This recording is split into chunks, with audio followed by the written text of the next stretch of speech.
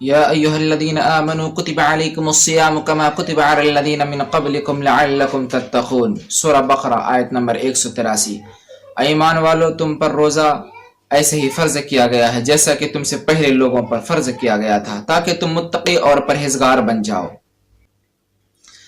اس آیت کریمہ میں اللہ سبحانہ وتعالی نے جو سب سے پہلا لفظ استعمال کیا وہ آمنو کا لفظ استعمال کیا۔ آمنو یہاں پر اللہ سبحانہ وتعالی اسلمو بھی استعمال کر سکتا تھا، لیکن اسلمو کا لفظ اس لیے استعمال نہیں کیا گیا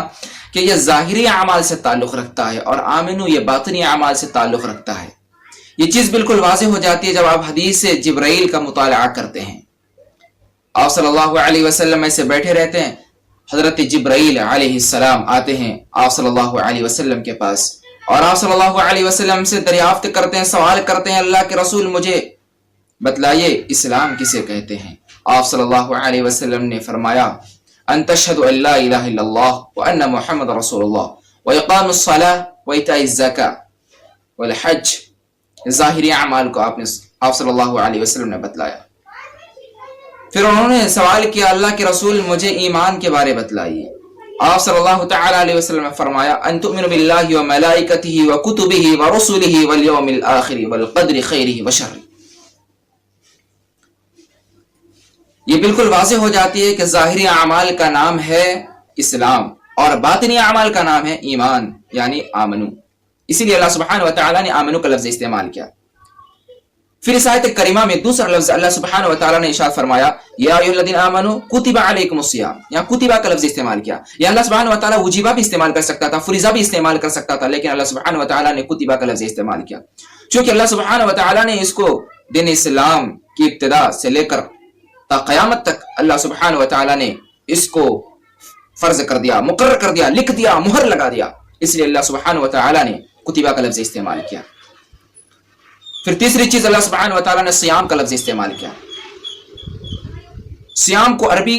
یہ عربی زبان ہے، لیکن اس کو اردو میں کہتے ہیں روزہ، جس کا معنی ہوتا ہے رک جانا، جس کا معنی ہوتا ہے جلا دینا،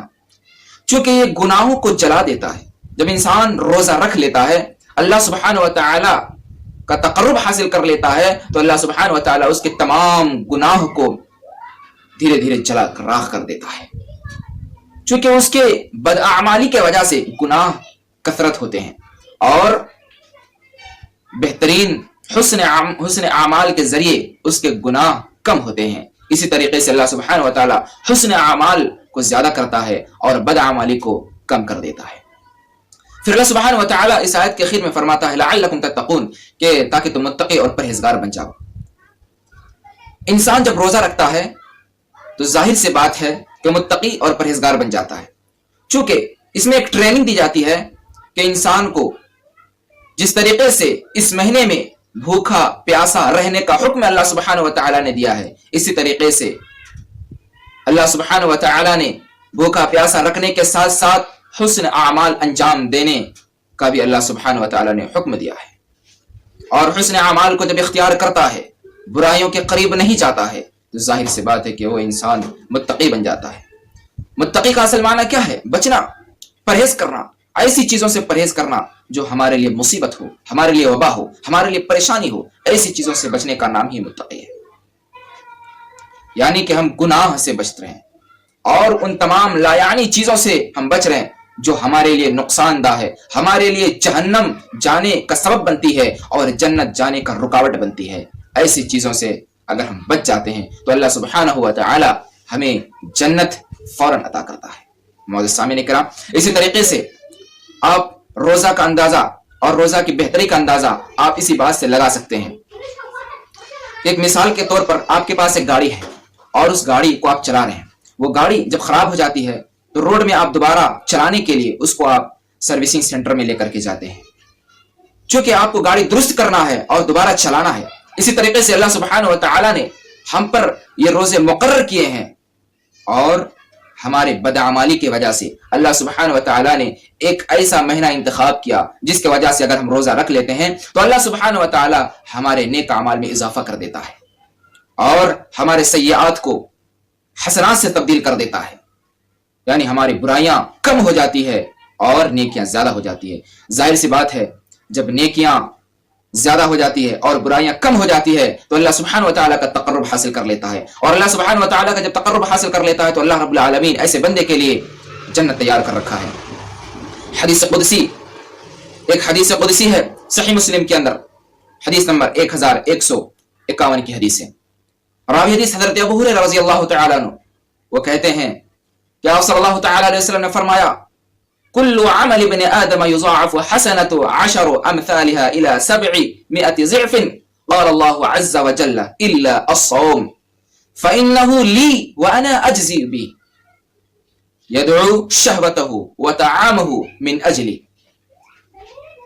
للصائم فرحتان فرحة عند فطره فرحة عند لقاء ربه۔ اللہ سبحانہ و تعالی فرماتا ہے، اللہ کے رسول اللہ صلی اللہ تعالی علیہ وسلم فرما رہے ہیں کہ اللہ رب العالمین ہر بنی آدم کو اس کے نیکیوں کا بدلہ 10 گنا سے 700 گنا تک دیتا ہے، لیکن اللہ سبحانہ و تعالی کہتا ہے رہی بات روزہ کی،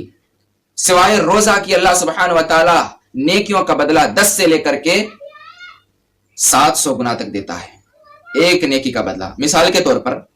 ایک نیکی کا بدلہ 10 گنا،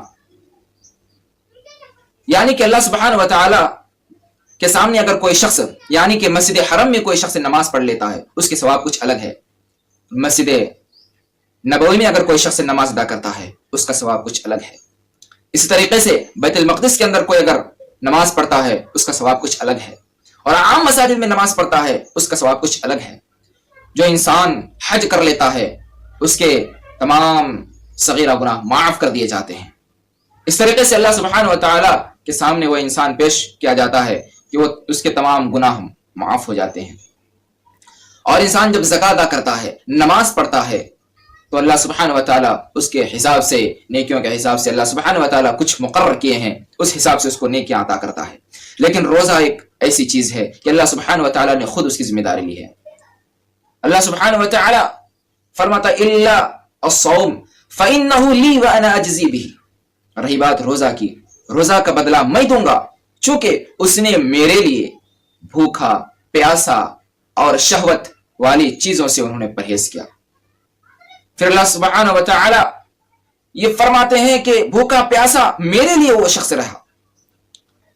اللہ کے رسول اللہ صلی اللہ تعالی علیہ وسلم فرماتے ہیں للصائم فرحتان، روزے داروں کے لیے 2 خوشخبریاں ہیں۔ پہلی تو یہ کہ افطار کے وقت انسان دعا کرتا ہے تو اللہ سبحانہ و تعالی اس کے دعاؤں کو قبول فرماتا ہے۔ وہ ایک ایسی گھڑی ہے کہ اللہ سبحانہ و تعالی سے جب بندہ قریب ہوتا ہے، اللہ سبحانہ و تعالی سے دعا کرتا ہے تو اللہ سبحانہ و تعالی اس کے دعاؤں کو قبول فرماتے ہیں، چونکہ وہ شخص دن بھر بھوکے پیاسے اللہ سبحانہ و تعالی کو یاد کرتا ہے، اسی بنا پر اللہ سبحانہ و تعالی اس سے خوش ہوتا ہے اور اللہ رب العالمین اس کے دعاؤں کو قبول فرماتا ہے۔ دوسری خوشی عند لقاء ربہ، کہ جب اللہ سبحانہ و تعالی سے ملاقات کرے گا کل قیامت کے دن وہ بڑا خوش ہوگا، چونکہ اللہ سبحانہ و تعالی ہمارے لیے جنت تیار کر رکھا ہے۔ جنت کے 8 دروازے ہیں، ان میں سے ایک دروازے کا نام باب الریان ہے۔ پکارنے والا پکارے گا، صدائیں بلند کرنے والا صدائیں بلند کرے گا، آواز لگائے گا این الصائم، کہاں ہے روزہ دار، کہاں ہے روزہ دار، آؤ آؤ قریب آؤ، اس طریقے سے بلائے گا روزے داروں کو اور جنت میں داخل کرے گا۔ جب روزے دار داخل ہو جائیں گے جنت کا دروازہ بند کر دیا جائے گا، یعنی وہ صرف روزے داروں کا ہی وہ دروازہ روزے داروں کے لیے ہی کھلا جائے گا، روزے دار داخل ہوں گے دروازہ بند کر دیا جائے گا۔ اس کے علاوہ جو نماز، روزہ، حج، زکوٰۃ یہ جو ادا کیے ہیں، نماز پڑھے ہیں، زکوٰۃ ادا کیے ہیں، حج کیے ہیں، اس طریقے سے اللہ سبحانہ و تعالی کو ایک مانے ہیں، ایسے لوگوں کے لیے دوسرا دروازہ کھلے گا اور اس دروازے میں داخل ہوں گے۔ یعنی اس سے پتہ چلتا ہے کہ روزہ کی کتنی اہمیت ہے۔ آپ صلی اللہ تعالی علیہ وسلم نے روزہ کی کتنی ترغیب دلائی ہے، آپ اسی حدیث سے اندازہ لگا سکتے ہیں۔ صحیح بخاری حدیث نمبر 1397، راوی حدیث حضرت ابو ہریرہ رضی اللہ تعالی عنہ، وہ بیان کرتے ہیں کہ آپ صلی اللہ تعالی علیہ وسلم کے پاس ایک دیہاتی شخص آتے ہیں اور آپ صلی اللہ علیہ وسلم سے سوال کرتے ہیں اللہ کے رسول مجھے کوئی ایسا عمل بتلائیے جس کی وجہ سے میں کروں اور جنت کے دروازے میں دستک دوں۔ حدیث کے الفاظ ہے وعن ابي هريره رضي الله تعالى عنه قال اتى اعرابي الى النبي صلى الله عليه وسلم فقال دلني على عمل اذا عملته دخلت الجنه قال تعبد الله ولا تشرك به شيئا وتقيم الصلاه المكتوبه وتؤتي الزكاه المفروضه وتصوم الرمضان قال والذي نفسي بيده لا ازيد على هذا وانقص. یہ حدیث بتلاتی ہے کہ آپ صلی اللہ تعالی علیہ وسلم کے پاس ایک دیہاتی شخص آتا ہے اور آپ صلی اللہ علیہ وسلم سے سوال کرتا ہے اے امام کائنات جناب محمد رسول اللہ صلی اللہ علیہ وسلم مجھے کوئی ایسا عمل بتلائیے جس کی وجہ سے میں کروں اور جنت میں داخل ہو جاؤں. آپ صلی اللہ تعالی علیہ وسلم نے فرمایا